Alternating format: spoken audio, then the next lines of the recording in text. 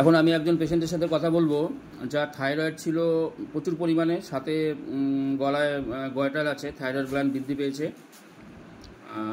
আমার কাছে যখন এসছে তার থাইরয়েড ছিল TSH 54.76। এখন 3 মাস আমার কাছে ট্রিটমেন্ট করিয়ে 1.6.2 হয়েছে TSH। আচ্ছা, তোর নাম কি বলতো? বয়স কত? 14। বাড়ি কোথায়? রোগড়া।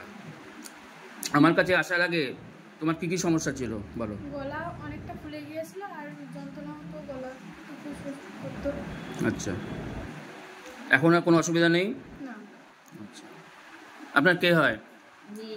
আচ্ছা, মেয়ের থাইরয়েড কত বছর থেকে ধরা পড়েছিল? 11 বছর থেকে। এখন 14 বছর বয়স।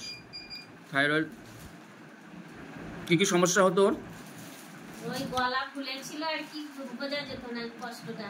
ওই গলা যখন ফুলেছিল তখন আর কি ধরা পড়েছে যে গলা ফোলা কেমন। অ্যালোপ্যাথিক ওষুধ খেত? অ্যালোপ্যাথিক ওষুধ এই হসপিটালে দেখানো।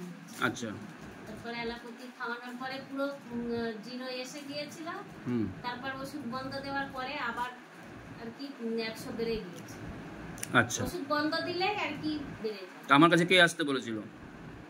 ওই আমাদের এখানে রাজু বলে একটা ডাক্তার আছে,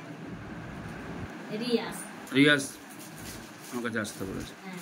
যাক, মেয়ে এখন ভালো আছে, ওষুধের ডোজ কমিয়ে দিয়েছি, ঠিক হয়ে যাবে। সকালবেলা হাঁটবি তো? সকালবেলা বিকেলবেলা একটু হাঁটবি, হ্যাঁ?